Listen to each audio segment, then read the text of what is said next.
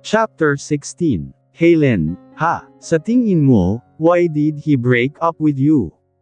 Hindi mo ba naisip na baka, na-realize niya na mas mahalaga kami ng anak niya kaysa sa isang eskandalosa niyang girlfriend? Alam mo ate, hindi na ikaw iyan, Hindi na ikaw ang dating Helen na mahal ng lahat, lalo na si Timothy. Kaya huwag mong ibinabuntan sa akin ang mga kamalasan sa buhay mo na alam mo naman na ikaw ang may gawa. Matuto kang kilalanin ang mga nagawa mong kasalanan. I am not the one to blame. Mommy, what's happening? Umiiyak na tanong ni Tinsley sa kaniyakap ang mommy niya sa baywang.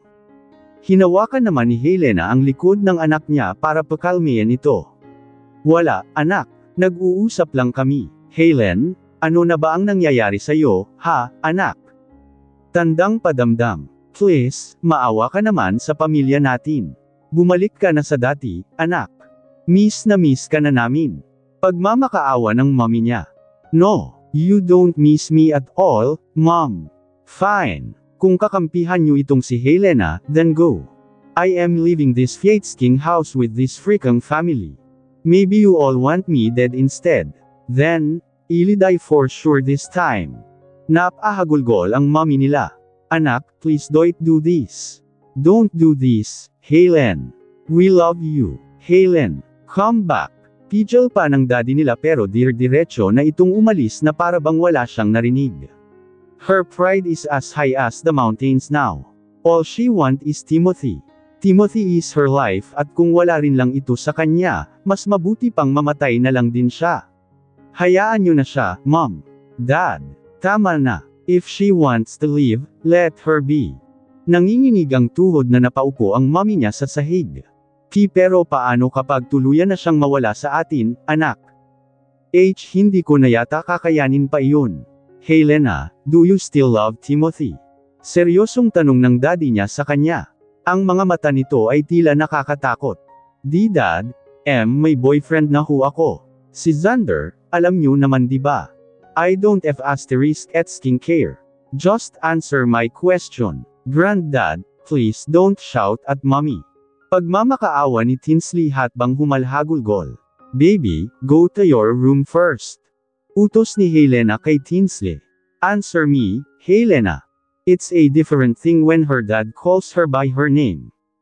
Alam niya na seryoso ito. And what if I do, Dad? What if I still love Timothy? You need to break up with Xander, Helena. Kalmado nitong sabi. Ano bang sinasabi niyo, Dad? I gave Xander a chance because I know he deserves it. But chance is not love. Pull yourself together. Mas lalo niyong pinapalala ang sitwasyon. Nagitla si Helena sa pagsigaw ng daddy niya. He sounds so damn mad. Parang gusto na lamang niyang maupos na parang posporo. But Dad, Xander loves me. Naiiyak na naman siya. And you love someone else? So what's the point, Helena? You don't want to hurt Xander by giving him a chance. Hindi mo ba alam na mas masasaktan siya dahil lalabas pa rin ang totoo na siya lang ang pinili mo because he was there? Anak, tama ang daddy mo. Ngayon na mukhang unti-unti nang na-realize ni Timothy ang mali niya, bakit hindi niyo pag-usapan ang lahat? Umupo kayo sa isang tahimik na lugar at mag-usap. Kahit para man lang sa bata. Hindi na malaman ni Helena ang gagawin niya. Nagkakanda leche-leche na ang lahat. How will she say this to Xander? Paano naman ang sarili niya? Paano naman ang takot at pangamba na naitanim niya sa puso niya because of Timothy's inconsistency? Tama na ho. Ayaw ko na ho munang pag-usapan ito. Sobra-sobra ng anal damage ang dulot nito sa amin ng anak ko. We might end up going back abroad kapag nagtuloy-tuloy ang gulungta. Labis ang pag-aalala ng mag-asawang Mr. and Mrs. De Guzman nang madatnan nila si Helena na nag-eempake na ng mga gamit nito. Hindi napigilan ng mommy niya ang kanyang emosyon niya nang maabyutin niya si Helena na pababa na ng hagdan. Helena, saan ka pupunta? Anong ginagawa mo? Nag-aalala nito ng tanong. Naguguluhan siya sa nangyayari. Mom, huwag niyo na akong pigilan. Ako na lang po ang aalis. Kami ng anak ko. Ayaw ko pong mas lalo lang magkagulo dito, hayaan na lang natin na makasama niyo rito si Ate Helen. Mas matagal niyo siyang hindi nakasama. She needs to stay here. Saka, gusto ko po munang ilayo sa masyadong maraming masasamang kaganapan ang anak ko. Masyado pa siyang bata para maranasan at masaksihan ang mga ganito. This is not the life that I dreamed for her. Pagpapaliwanag ni Helena. Kalmado lang siya dahil ayaw niyang biglain ang mommy niya. Gusto niyang maipaliwanag dito ng maayos. Nang hindi ito magtanim ng sama ng loob. Isa pa, hindi naman niya ito ginagawa para lang sa sarili niya, kundi para sa kanila ng anak niya. Her mom bursted into tears pero alam nito na wala na siyang magagawa kundi respetuhin ang gusto ni Helena. She's still her daughter at kung iyon ang makakabuti, susundin niya kung ano ang nararapat. Sandali at tatawagan ko lang ang daddy mo, ha? Humahanggos nitong wika. Umiiyak ito. Nasasaktan siya habang nakikitang umiiyak ang mommy niya. She knows how much she loved her and her twin. Pati na rin si Tinsley ay alam nitong napamahal na rin ang gusto sa mommy niya. Pero hindi na magbabago ang kanyang isip, lalayo niya sa gulo ang anak niya until such time na maayos na ang lahat. Mommy, I will miss my grandmom and dad, nalulungkot na wika ni Tinsley habang nakahawak sa kanyang kamay. May suot pa itong backpack. Doon nakalagay ang ilan sa mga laruan niya na ayaw niyang iwan. Mommy miss ka rin nila, sweetie. But please understand that we need to go for peace. Kahit sandali lang. Masyado nang magulo ang bahay para sa iyo, sa atin. I don't want you to grow up in his chaotic world. Tumango-tangulang si Tinsley. She has nothing to do with this. Isa pa, kahit wala siyang muwang ay nararamdaman naman niya ang mga dinaranas ng mommy niya. Malungkot rin siya kapag malungkot ito. Umiiyak rin siya kapag umiiyak ito. Helena, anak, baka naman maari pa nating pag-usapan ito. Don't go like this. Ang daddy niya ang nagsalita. Nasa sala na sila Helena noon at handa na ring umalis, hinintay lang Ayla ang daddy niya para formal silang magpaalam. Imbes na sumagot ay isang mahigpit na yakap ang ibinigay niya rito. Her dad, mahal na mahal niya ito. Kahit naramdam naman niya noon na si Helen talaga ang paborito ng daddy niya, hindi siya kailanman nagtanim ng sama ng loob. Madalas man silang makumpara, but now, seeing her dad cries in front of her, para rin siyang dinudurog. Pero wala, hindi na magbabago ang desisyon niya. She needs to sacrifice. I will miss you, Dad. Anak, iingatan mo ang sarili mo. Si Tinsley, please, alagaan mo siya. You only have each other now. Bilin ng mommy niya. Makakaasa naman ang mga ito. Kaya nga niya ito ginagawa para alagaan ang anak niya. Opo, Dad, alam mo na ha. Lako na muna ang happy pill ni mommy ngayon. Don't worry, this is only temporary. Sana, maging maayos na ang lahat. Sana, sa pag-alis namin ng anak ko ay maging klaro sa akin kung ano ang dapat na gawin. Saan ba kayo tutuloy? Mangiyak-ngiyak na tanong ng daddy niya. I can't tell you now, Dad. Mahirap na at baka malaman ito ni Tim. Sa ngayon, hindi ko na muna sasabihin sa inyo. But sooner, you will know.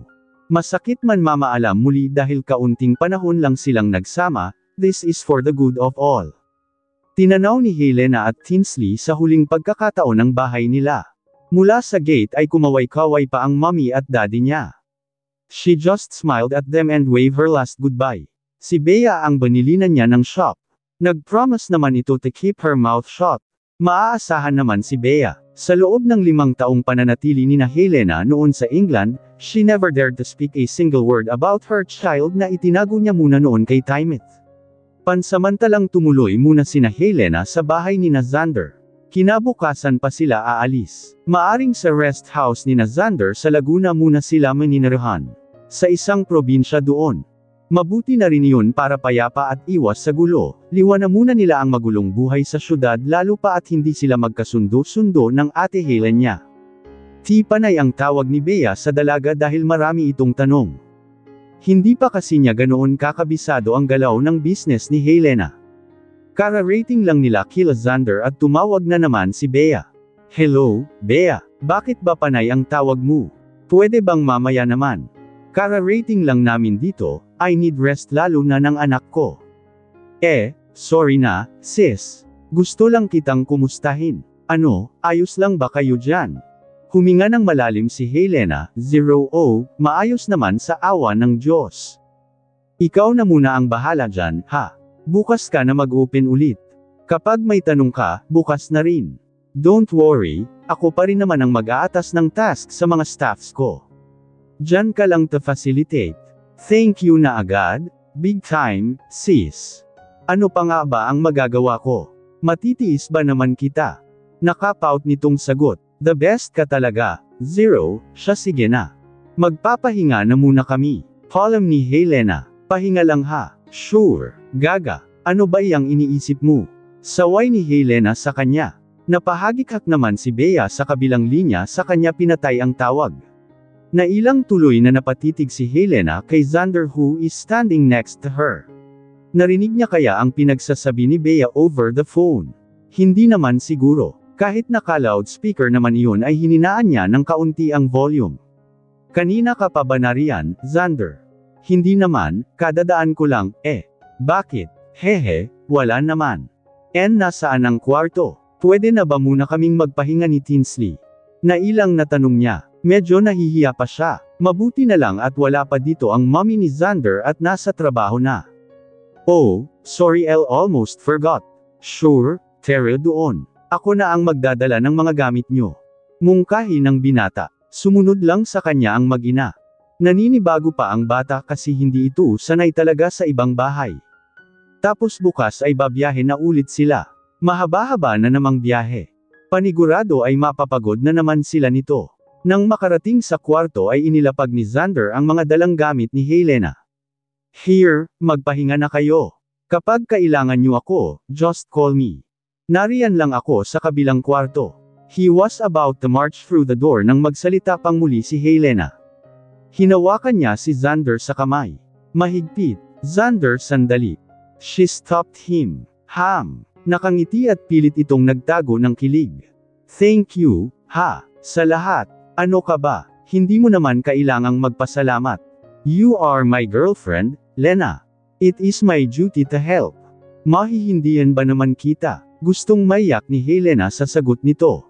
Hindi niya alam kung paano niyang paninindigan ang pagiging girlfriend niya kay Xander. Ginusto niya ito. Ginusto niyang bigyan ng pagkakataon ng binata. Bigla siyang nakaramdam ng takot na paano kung masaktan niya lang din ito. Paano kung hindi niya maibigay ang pagmamahal na dapat para kay Xander? Salamat talaga, Xander. Sige, magpahinga ka na rin. I know you are also tired. Buong magdamag mo kaming inas-ikaso, I love you, he whispered. Tila hindi malaman ni Helena kung sisigot ba siya o hindi. It's okay. You don't need to force yourself, Leon lang ang sinabi ni Xander. Ngumiti ito saka ginulo-gulo ang buhok ni Helena. Pakiramdam ni Helena ay nanghina ang tuhod niya. Hindi niya alam kung bakit kailangan siyang pahirapan ng ganito. Lord, bakit mo naman ako binigyan ng isag katulad ni Xander? Hindi niya deserve na masaktan. Wika niya sa isipan habang nakatingala sa taas. Mommy, will Daddy look for US? Inusenteng tanong ni Tinsley habang patalon-talon sa kama. Anak, hindi tayo ang pinili ng daddy mo, Ang tita Helen ang pinili niya. May kalungkutan ang pagkakasabi ni Helena nyon. Huminto si Tinsley sa paglalaro niya sa kama. Naupo siya sa gilid nito. Sumunod rin si Helena na umupo sa tabi ng anak niya. Tinsley, do you now understand why I want US to live for now? Yes, Mommy. Dad only cause you pain, right? That's another thing. But it's not just the reason, anak. I also want to protect you. Hindi na masyadong maganda ang nangyayari sa pamilya natin these days. Hindi ka dapat lumaki sa ganoong environment. But what if Daddy wants to see me? I will not allow that to happen, anak. Even though we'll miss him too. Even though, natahimik ang bata sa tanong. She bit her lower lips and played with her fingers. Zero kay, Mommy. I understand. Yumuko ito, it's just the two of us for now, sweetheart. I hope you will bear with this setup. Kahit hindi magsabi si Tinsley ay nararamdaman ni Helena ang dinadala nito. May tampo ito sa daddy niya but that won't change the fact na mahal niya ang daddy Timothy niya. Kahit bali-baliktarin man ang lahat, si Timothy lang ang daddy niya at hindi iyon magbabago kahit pa hindi sila ang pinili nito. I love you, sweet thing. Kaya natin ta. Anak, your daddy will realize what he lost. Kinabukasan nga ay maagang naghanda sina Helena at Xander. Medyo malayo-layo ang biyahe kaya kailangang umaga pa sila umalis. Antok pa sana si Tinsley pero napilitan na lamang itong bumangon. Mom, is Laguna really that far from here? Oo, anak. Kaya kung inaantok ka pa, you can sleep on our way there, okay? Ang mahalaga ay maaga tayong makaalis nang maaga rin tayong makarating doon. Pinasok ni Xander sa compartment ang mga bagahe nila. Mainam na rin na siya ang kasama ng mag-ina. May poprotecta sa kanilang dalawa. Isa, is everything settled? Nakangiti nitong tanong. Oo, Xander. Ikaw na lang ang kulang, then we're now ready to go. Hop in, Tito Xander. Masiglang cheer ni Tinsley. Papaandar na ang kotse nang hindi nila inaasahan ang pagdating ni Timothy. Sa gulat ni Helena ay napahawak siya ng mahigpit kay Tinsley. Anong ginagawa mo rito, ha? Senggal ni Helena. Hindi niya alam kung paano nalaman ni Tim na nandito sila. Sinabi ba ni Bea? Aniya sa isipan. Saan mo dadalhin ang anak ko, Helena? You can't live just like this. Hysterical na sagot ng binata. Bumaba si Xander sa kotse at siyang humarap kay Tim. Please, man. Hayaan mo na lang muna sila. Why do you keep on messing everything? Pero imbes na sumagot si Timothy ay pumukuala siya ng suntok na siyang pamunit ng labi ni Xander. Nagdugo iyon. Napababa ng kotse ng di oras si Helena. Labis ang kaba na nararamdaman niya. She doesn't want the two to fight. Sino ba naman ang mag-aakala na mag-aabot sila ng ganito? Timothy, stop it.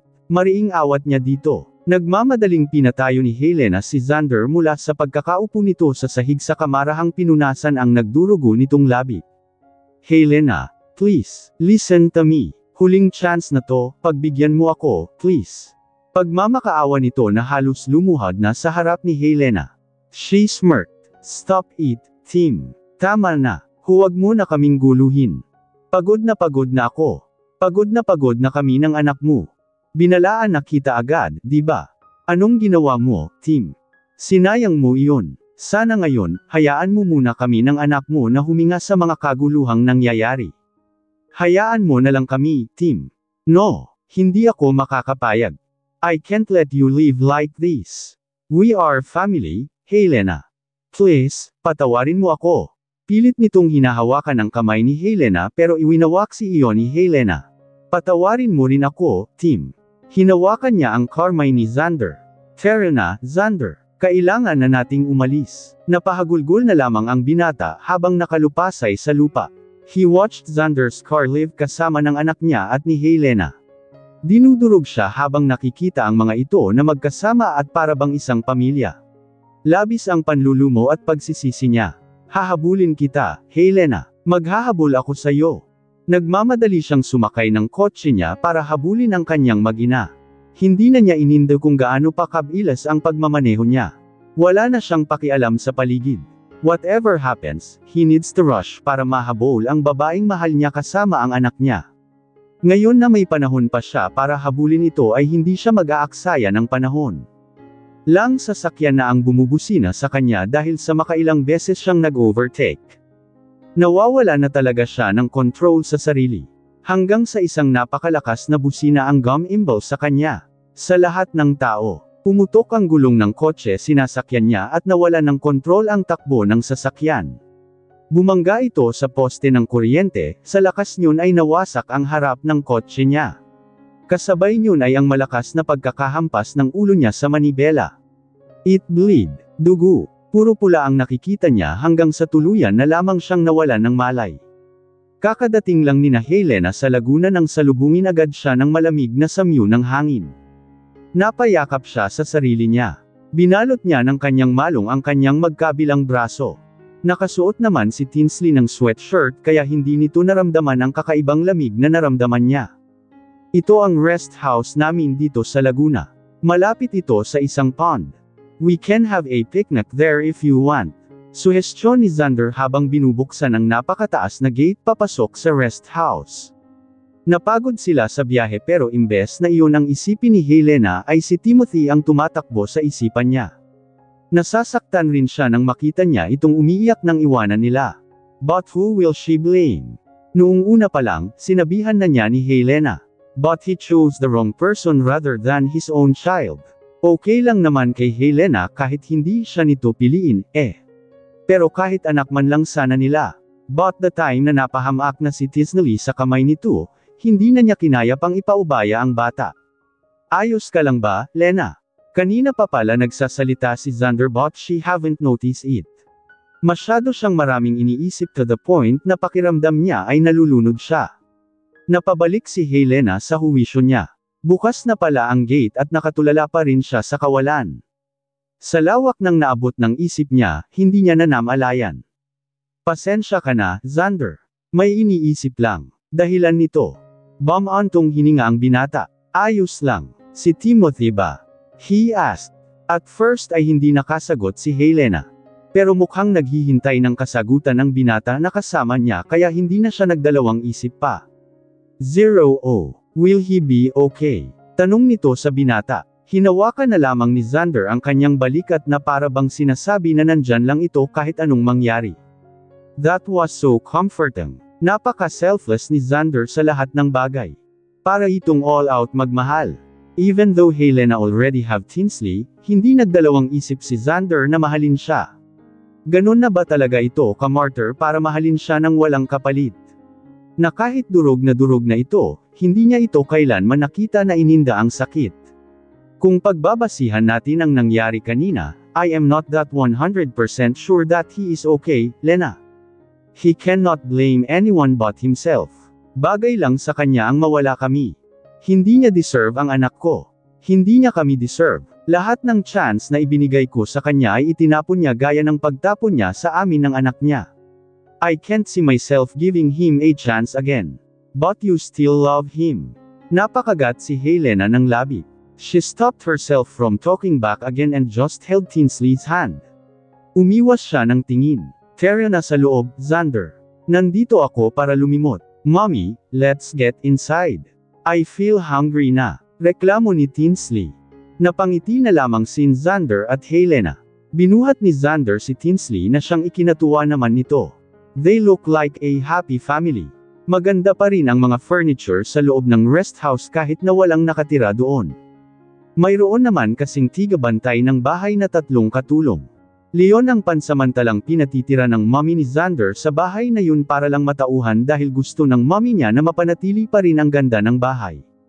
At dahil hindi sila madalas na umuwi, ipinagkatiwala na muna nila sa mga katulong na nagsilbi na rin nilang caretaker. Magandang araw po, sir. Bati ng 3 katulong na nakahilera pa na sinalubong silang 3. Magaganda ang mga ngiti sa mga labi ng mga ito. Halatang masaya at comfortable sila na pagsilbihan ang pamilya ni Xander. Ganon naman talaga kapag alaga mo ang isang bagay, nagtatagal, masaya. Magandang araw din po sa inyo. Bati ni Xander. Good morning po, wika naman ni Helena. Tila manghang-mangha pa ang mga katulong nang masilayan nila si Helena. Nagtaka tuloy ang dalaga kung bakit ganoon na lamang ang reaksyon ng mga ito. Lako ho ba ang CEO ng beauty product na ibinebenta ni Sir Xander? Namamanghang tanong ng isang katulong. Napangiti si Helena at na-excite ng bahagya. Don't tell me, gumagamit sila noon. Ay, opo, ako nga po. Bakit niyo ho natanong? Hindi napigilan ng isa na sundot sundotan ang pisngi ni Helena. Ang ganda nga ng face ninyo. Napakakinis. Walang bahid ng gasgas at tigyawat. Kailangan ko na yatang ingudngod ng mabuti ang product nyo sa mukha ko nang gumanda rin ako tulad nyo. Gumagamit po pala kayo. Wow! Ipagpatuloy nyo lang ho. Huwag kayong mag-alala, pwede ko naman kayo padalhan dito for free, Umiling-iling naman ito. Ay, hindi na po, ma'am. Ang mommy na ni Sir Xander ang bumibili nun para sa amin kaya ayos na po kami doon at nakakahiya naman. Pero marami pong salamat, ha? Hindi lang kayo maganda, napakabait nyo pa. Puri pa nito sa kanya na siyang ikinalaki ng kanyang tenga. Nako, manang, hindi naman po, kaunti lang. Pa-humble na sagot nito. Mapagpakumbaba naman kasi siya sa totoo lang. Pinalaking mabuti. Sila ng ate Helen niya. Kaso lang, ang ate niya ay nagpalamon sa puot. Hindi na nga niya ito makilala ngayon. Ay, siya, tuloy na po kayo. Paanyaya nito. Nagpumasok na sila ay doon lang napansin ng mga matanda si Tinsley. Anak niyo po ba ang magandang batang to, ma'am? Hindi napigil ang magtanong ng isa. Ano ka ba, silang? Huwag kang ang magtatanong ng mga ganyang bagay. Close ba kayo? Saway sa kanya ng medyo may kabataan pang kasambahay. Siguro ay around 40s na ang edad nito. Natawa na lamang sa kanila si Helena. Ayos lang po. Opo, anak ko po siya. Hindi ko ho baka mukha. Pagbibiro pa nito. Carbon copy nga ho ninyo, ma'am, Manang, handa na ho ba ang pagkain? Please, prep us some. Gutom na kasi ang maliit na batang ito na kasama namin, Manang, handa na ho ba ang pagkain? Please, prep us some. Gutom na kasi ang maliit na batang ito na kasama namin, Ay opo, sir. Pasensya na. Na-excite kami masyado makipagtsikahan dito kay ma'am, Kakamo ulo nitong sagot. Lihim na sinulyapan ni Helena si Xander. Makikita mo talaga kung paano nito tinatrato ng maayos ang mga kasama nila sa bahay. Pinalaking mabuti ng mami niya. Napakagaling. Bakit ba kasi ang hirap turuan ng puso? Bakit hindi pwedeng si Xander na lang dahil siya naman ang laging nandito para sa kanya? Nobyo nga niya ito pero hindi niya makita sa sarili niya na mahalin ang binata. Helena, let's go upstairs. Ihahatid ko na muna kayo sa room nyo. Then after it, sabay-sabay na tayo kumain with the maids. Si Xander ang nagsalita. You eat with your maids. 0 Layan ang nakasanayan, Saka, nung malit pa ako, kami lang din ni mommy ang kumakain. We find it sad, kaya mula noon, lagi na namin niyayaya ang mga katulong para sabayan kami sa pagkain. Lalo lang humahanga si Helena kay Xander. You were raised really well, Xander. Hands down talaga ako sa mommy mo. Napakaganda ng pagpapalaki niya sa'yo. I guess so. And I am so proud that she's my mom. I know, Tinsley is proud that you are her mom too. Right baby girl? Tanong nito kay Tinsley na buhat-buhat niya sa kanyang balikat. Pero nang tingnan nila ay tulog na ito. Sabay na lamang silang natawang dalawa. Hindi na yata kinaya ng bata ang pagod.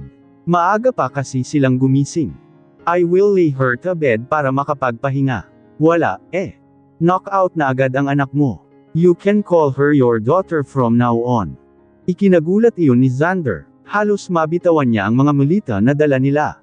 Nasa kwarto na sila ngayon at maingat na inilapag niya si Tinsley. What did you say again? Nabibinging sagot nito. You are my boyfriend now, Xander. So, kung gusto mong magpiyakatatay sa anak ko, hindi kita pipigilan na gawin iyon. Nakangiting saad ni Helena. Sa tuwa ni Xander ay napayakap siya dito at maluha-luha pa. Helena is his girlfriend now, and it's a different level of happiness noong nakikilalanin din siyang daddy ni Tinsley. What more can he ask? Ang higpit naman. Natatawang saway ni Helena. Mas lalo patuloy hinigpitan ng binata. He does not want to let her go now. Ngayon na hawak na niya ito, malapit na sila sa isa't isa, how can he let her go? Wala na siyang mahihiling pa. Sobra pa sa sobra ang ibinigay sa kanya. Ayaw ko nang makawala ka sa akin, Lena. I am willing to do what it takes for you to love me. Nang lumuwag ang pagkakayakap nito ay hinalikan niya sa noo si Helena sabay hawak ng mahigpit sa kamay ng dalaga. I love you, and although you don't feel the same, I will never quit trying. He sounds so persistent. Pero hanggang kailan mo nga ba kayang mahalin ang isang taong alam mong may ibang minamahal? Will Xander be willing to sacrifice his whole life loving a person whose heart is committed only to the love of her life? Paano kung sa kagustuhan niyang mahalin si Helena, mas lalo lang nitong ma-realize na hindi siya ang hanap ng puso nito? I can't promise anything to you, Xander. But if there's one thing I'm sure, I will try. I will surely try, she assured. And even if that's a simple assurance, napanatag si Xander. Mababaw lang kung tutuusin ang kaligayahan niya. This is it. He is only the beginning. At kung sa huli, hindi pa rin siya ang piliin, he can still say to himself that at least he tried. Mahigit isang linggo na ang nakalilipas pero hindi pa rin gumigising si Timothy kung saan siya na-hospitalize. Sa lakas ng pagkakabunggo sa kanya ay wala silang ideya maging ang doktor kung kailan ito majay gising. Si Helen ang aligaga sa pag-aalaga dito para sa paglalatag ng mga kakailanganin nito. Hindi rin makontak si Helena ng pamilya niya dahil walang signal sa Laguna kung nasaan pansamantalang nanuluyan ang mga ito. Sa madaling salita ay walang kaalam-alam si Helena sa nangyari. Helen, sure ka ba na dito ka na muna? Pwede ka namang palitan ni Carlo para pansamantala kang makapagpahinga, wika ng mommy niya. Nagsalubong ang kilay ni Helen.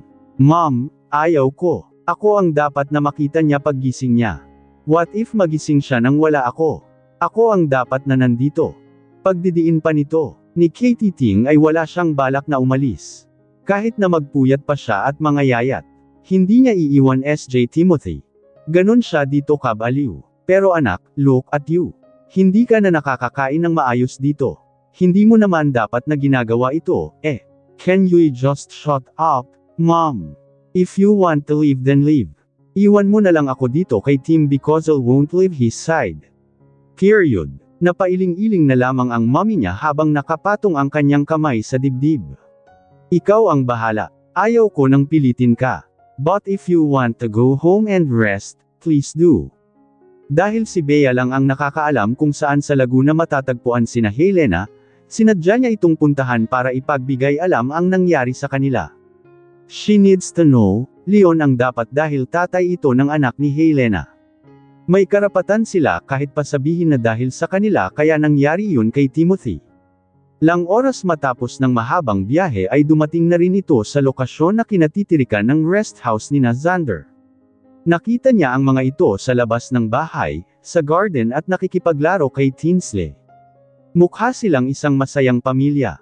Without even knowing that something bad happened to Timothy. Helena, she shouted from the gate na may kaunting layo lang sa kung saan sila Helena nakatambay ngayon kasama ang anak niya. Napalingon si Helena sa boses na narinig niya. She sure knows it's Bea. Bea, kunot noo at naguguluhan niyang sambit. Helena, kailangan mong umalis. Kailangan mong bumalik ng city, okay. Timothy has not waken up yet. He had into an accident. Sa kaba ni Helena ay nabitawan niya ang tasa ng iniinom niyang tsaa. Dumagundong ang puso niya marinig pa lamang niya ang pangalan ni Timothy. Pakiramdam niya ay nag-uunahan ang kanyang pulso sa pagtibok. Sobrang kaba ang naramdaman niya. She uttered. Nagmamadali niyang pinagbuksan ng gate si Bea nang makapag-usap sila ng maayos. Nariyan pa naman si Tinsley. Halos hindi na rin may pinta ang mukha nito. Mommy, what is happening? What happened to Daddy? Nag-aalala nitong tanong. She's almost teary-eyed at that moment. Tinsley, anak, can you go to your room for a moment? Kakausapin ko lang muna ang tita Bea mo. Pagkausap ni Helena sa anak niya. Xander, please take her inside. Tinsley, let's go. No. I want to know what happened to my daddy. Tell me what happened, Tita Bea. Don't I deserve to know? Mommy, Tito Xander. Tuluyan ng damaloy ang mainit na likido mula sa pisngi ni Helena. Mas nagiging emosyonal siya kapag ganitong emosyonal na rin ang anak niya. Lumalambot ang puso niya rito. Lena, I think she needs to hear it. Si Xander ang nagsalita. They sat her down on a comfortable seat kasama it Bea. Bakit ngayon mo lang ito sinabi sa amin, Bea? Nag-aalalang tanong ni Helena. I was busy too. Saka isa pa, pinagbantaan ako ni Helen na huwag nang sabihin sa iyo kasi sabi niya kaya naman daw niya, siya na lang daw ang bahala dito. Tensyonad ang pagkukwento ni Bea. Nanginginig pa ang mga kamay nito. Hinawakan niyo ni Helena para kumalma. It's okay now, Bea. Siguro, tama nornan si Ate Helen. No, we will be leaving. I want to see Daddy. But Tinsley, nag-aalala ako para sa iyo. Hindi natin alam kung kakayanin mamang makita ang sitwasyon ng daddy mo. Tuluyang humikbi si Tinsley. I don't care, Mommy. I want to see him no matter what he would look like. Umiyak nitong sagot. Pinakalma na lamang ni Xander si Helena sa pamamagitan ng paghaplos nito sa likod ng dalaga. Ito lang ang magagawa niya para mapagaan ang nararamdaman nito. Alam niya naman na nag-aalala ito kahit na hindi niya ipahalata. Lena, I think you need to go. I'll be okay with it. Mapanuyo siyang binalingan ni Helena ng tingin. Sigurado ka ba, Xander? Sigurado ka na ba dyan? 0 naman. Kung iyon ang makakabuti. Ayos lang. Bakit ko naman pipigilan? Mariing napakagat ng labi niya si Helena. Kulang na nga lang ay mapunit na niya iyon. Thank you, Xander. Hintayin mo kami ni Tinsley. We will come back, I promise. Xander intimately kissed her forehead. Nalulungkot man siya, ayaw naman niyang pagbawalan si Helena lalo pat nakikita niya sa mukha nito ang labis na pag-aalala. Tito Xander, thank you, nakangiting wika ni Tinsley sabay halik sa pisngi ni Xander. Nagyakapan pa muna silang tatlo bago tuluyang sumakay sa kotse ni Bea para umalis at bumalik ng Manila. Bahala na kung anong madadatnan nila. Isa lang naman ang gustong makita ni Helena, umaasa siya na sa pagdating nila doon ay nasa maganda ng kalagayan si Timothy. Leon lang ang hiling niya. When they arrived, saktong walang bantay doon. Mawak tuloy na napangiti si Bea. Wala ang bruha, mabuti na lang. Tara, pasok na kayo. Nagmamadaling utos nito nang makapasok sa hospital room ni Tim. Tulog ang binata at may benda sa ulo ng maabyutan nila. Walang alam ang doktor kung kailan siya magigising, malakas daw ang tama sa ulo niya. Pero naniniwala na magigising siya, sis. Naiiyak si Helena nang makita pa lang ang nakarite nitong katawan sa kama. He's breathing but he looks dead. 1 week. He's been asleep for a week. Kailan ka ba gigising, Tim? Daddy. Huho. Wake up, Daddy. Hagulgol ng bata habang nakayakap sa daddy niya. Walang nagawa si Helena para pigilan din ang mga luha niyang kusa na lang din na natulo. Walang humpay. Sobrang bigat sa dibdib. Ang sabi ng nakakita, hinabol daw kayo, nawalan ng kontrol ang kotse at bumangga ng malakas sa poste. Nawasak pa nga ang harapan ng kotse niya. Pagkwento ni Bea. Diyos ko, it's all my fault, Bea. Kasalanan ko ang lahat. Layek lang nang iyak si Helena. Sis, stop blaming yourself. Wala namang may gustong mangyari ito, Hindi mo kasalanan kaya huwag mong ibuntun lahat ng sisi sa sarili mo, okay? Sorry, Tim. Sorry if I can't take back what happened and I made you lay here in this cold bed. Nagulat na lamang sila nang bahagyang gumalaw ang daliri nito sa kamay. Napaatras si Helena at Tinsley. Did he move? Nauutol at hindi makapaniwalang bulalas ni Helena. Mas lalo pa silang nakumbinsi ng unti-unting imulat ni Timothy ang mga mata niya. It was so blurry at first and all he sees is white. Malabo pero puro puti. Hanggang sa unti-unti nang maging klaro sa kanya ang lahat. Nasaan ako? Nahihirapang tanong nito. Maluhaluhang lumapit sa kanya si Helena. Tim, you were in an accident. Where's Helen? Where is she? Halos maparalisa ang buong katawan ni Helena nang sambitin ni Tim ang pangalan ng kakambal niya. Bakit hindi siya ang hinahanap nito? Why Helen? Hindi ba at ako ang mahal mo, Tim? Tanong niya sa isipan. Tim, she's not here. Back off and don't come near me, Helena. Leave. I want my girlfriend. Pagtatiboy nito. Naguguluhang umiyak si Helena. Maging si Bea hindi rin alam ang nangyayari. How can he forget about Helena? Mommy, what's happening with Daddy? Daddy, who are you calling Daddy? Tandang padamdam. I'm not your dad. Nainervyos si Tinsley. Natatarantang tumawag ng doktor si Bea. Nakakatakot ang biglang inasal ni Timothy. Hindi nila inaasahan ang ganitong tagpo. Tuloy ay mas lalong lumakas ang iyak ni Tinsley. Lumabas na lang muna sila at hinayaan ang doktor na suriin si Timothy. After an hour ay lumabas din naman ito agad. Mabuti na lang talaga at wala pa si Helen. They can get all the informations first hand from the doctor. Napatayo si Helena nang makita ang paglabas ng doktor mula sa silid. Doc, Ms. De Guzman, tama ba? Tanong pa nito. Opo. Kumusta po si Timothy? Ano pong lagay niya? Bakit hindi niya ho ako maalala? Umiiyak nitong tanong. Bumantong hininga ng malalim ang doktor. Tila mabigat ang dibdib nito. Tatapatan na kita, Ms. De Guzman. Mahirap ang kondisyon ni Mr. Silvestre. He is suffering now from a systematized amnesia. Tila binuhusan ng malamig na tubig si Helena sa narinig niya. Maging si Bea ay napasinghap sa gulat habang takip-takip ang bibig niya. Po, Ano pong ibig sabihin nun? Gulong-gulo na siya. Gusto niyang malaman ang lahat. Bakit sa lahat naman ng pwedeng kalimutan ni Tim, kailangan siya pa? Bakit? Hindi siya makapaniwala. Kapag may systematized amnesia ang isang tao ay maaring mawalan siya ng memorya sa isang partikular na alaala sa buhay niya o di kaya sa isang partikular na tao. Halimbawa, maaring makalimutan niya ang mga alaala niya sa iyo. Lahat ng alaala ninyong dalawa. Pagpapaliwanag ng doktor na siyang ikinabigla ni Helena. Sana ay hindi na lang niya tinanong. Mas lalo lang siyang nadurog. Masyadong nakakabigla ang mga pangyayari. Sa isang iglap pala, pwedeng hindi na siya makilala ng lalaking mahal niya. Napaatras siya. Ganun po ba? Nanghihina na ang mga tuhod niya. Parang bibigay na ito kaya napaupo na lamang siya. Mommy, did Dad forget about us? Huho, why? Mommy, why? Tinsley sobbed. Tinsley, calm down. Sas, stop crying. Pagpapakalma ni Bea. May ganun kasing instances lalo pa kapag may past ang payenta na masakit.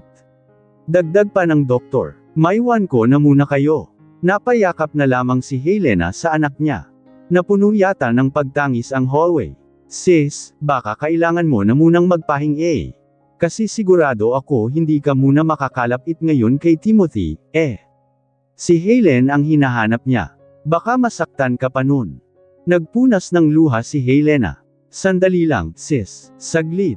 Sumaglit pa talaga si Helena na bumalik sa loob. Nakita niyang nakakunot ang noo ni Timothy at tila nag-iisip. Tim. Masamang tingin ng binata ang sumalubong sa kanya muli. I don't want to talk to anyone except my girlfriend. Merong wika nito. Tim, kahit hindi mo na maalala ang nakaraan natin. Kahit si Tinsley na lang, please. Naaawa ako sa bata. Alalahanin mo siya, isipin mo siya. Anak mo siya, Tim.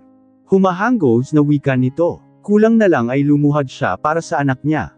But there is not even a single response from Timothy. Parang gulat na gulat pa ito sa mga nalaman niya. Hindi pa maproseso ng utak niya ang lahat. Suddenly, ang naaalala niya lang ay masaya sila ni Helen. He lives in a life that he is contented with. Hindi niya kailanman naalala na may namagitan sa kanila ni Helena noon that caused him to have a daughter with her. Sumasakit ang ulo niya kapag inisip niya ng pilit ang nakaraan niya. Kung totoo mang may nakaraan nga siya kay Helena. Arj! Tandang padamdam panipit. Napasigaw siya sa sakit ng ulo. Para itong pinipiga. This happens whenever he is thinking too deep. Hindi kinakaya ng isip niya na alalahanin ang lahat. Timothy. Anong nangyayari? Natatarantang nilapitan siya ni Helena. Saktong paglapit nito ay kararating lang din ni Helen. Helena, what the heck are you doing here? Get out. You have no single right na magpunta pa rito.